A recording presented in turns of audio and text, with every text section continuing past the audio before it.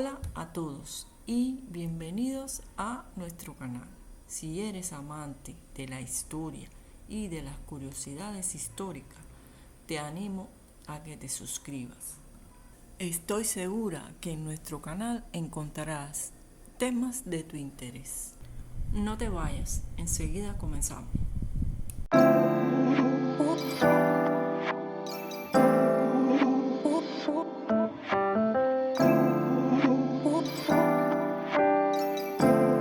Recientemente la plataforma de Netflix ha estado presentando la famosa serie Bridgerton, en la cual se describen pasajes o etapas de la vida de la reina Carlota de Inglaterra. Pero la pregunta es, ¿cuánto de realidad y de ficción hay en este personaje de esta serie? Si quieres saberlo, quédate a ver el siguiente video. Pues bien, les diré que Carlota fue una duquesa de la casa de Mecklemburgo en Alemania. Nació el 19 de mayo de 1744 y es hija de Federico de Mecklemburgo e Isabel Albertina de Sajonia.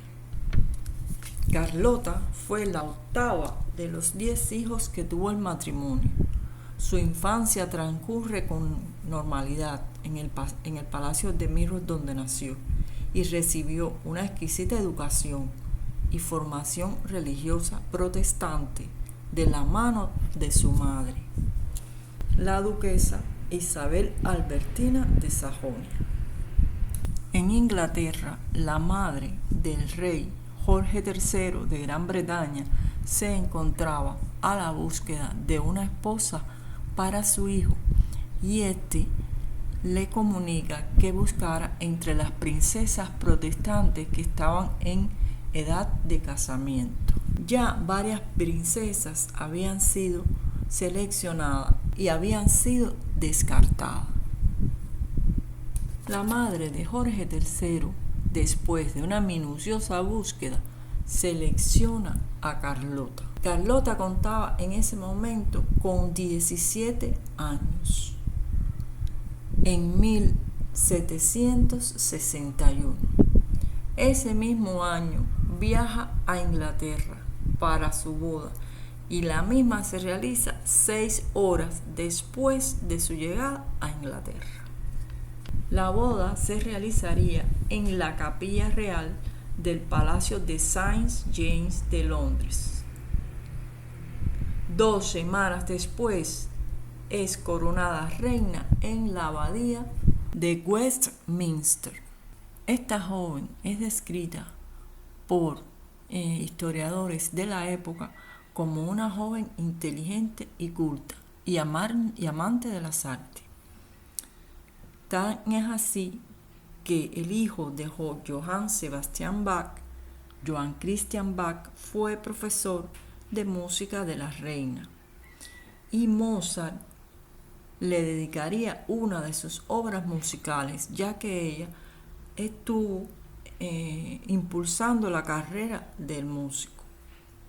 Carlota, además de cumplir con sus obligaciones como soberana en la realización de obras de caridad, como la fundación de hospitales para mujeres embarazadas y orfanatos, ayudó también a financiar el hoy conocido como Hospital Queen Charlotte y Chelsea en su honor.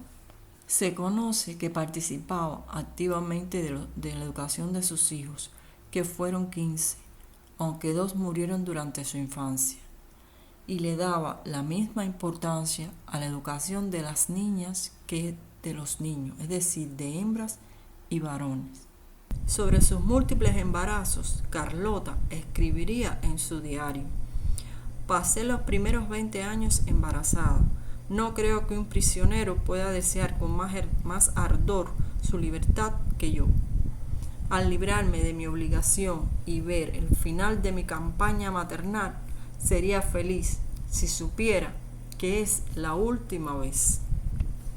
Existen múltiples evidencias y crónicas de la época que sostienen que el rey y la reina tuvieron un matrimonio feliz. Sin embargo, la vida de Carlota en la corte no le fue fácil, ya que chocaba con la de su suegra Augusta de Sajonia por las normas formales de la aristocracia inglesa.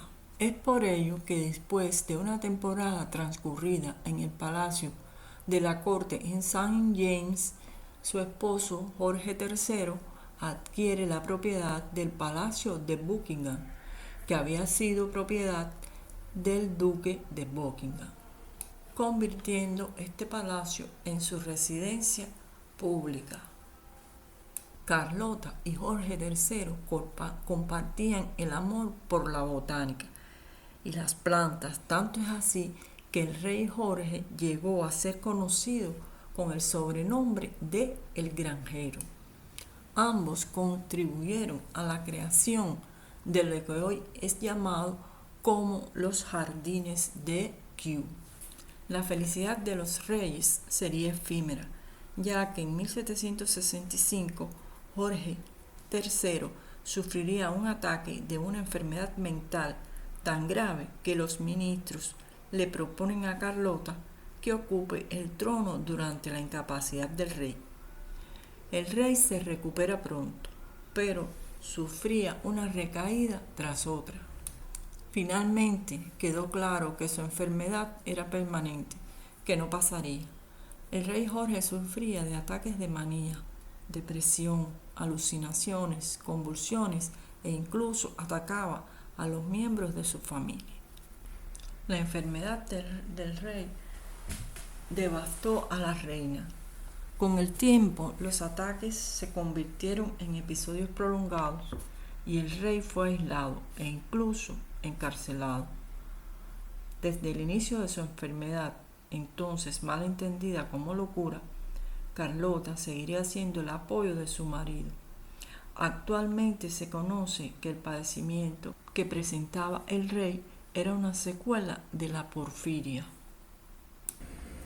que es una enfermedad que afecta el sistema nervioso central y aunque no tiene cura, con un cambio en el estilo de vida puede ser controlada. Desdichadamente, la época en la que le tocó vivir a Jorge III no existían los conocimientos que permitieran a los médicos llegar a un diagnóstico certero sobre esta enfermedad.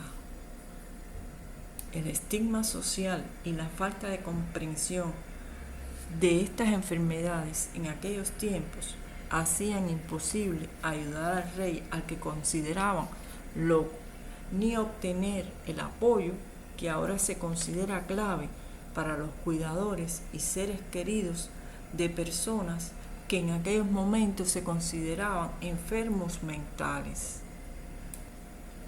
Ante esta situación, en el año 1811, el hijo de Carlota, Jorge, más tarde Jorge IV, asume el trono como regente.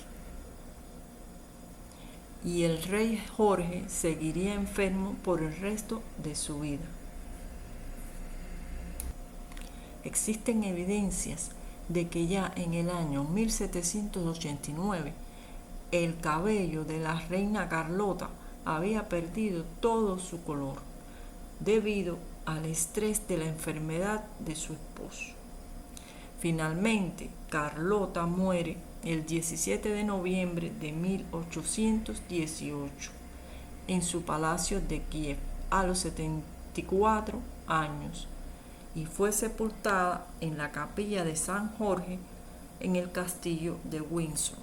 El origen de la reina Carlota, es decir, de su raza, ha sido cuestionado desde la época de su reinado, incluso por personajes de la época. Y este cuestionamiento tomó fuerza a finales del siglo XIX y se retoma de nuevo tras el estreno de la serie Los Bridgerton por la plataforma Netflix, al colocar a dos actrices de la raza negra a interpretar el papel de la reina Carlota.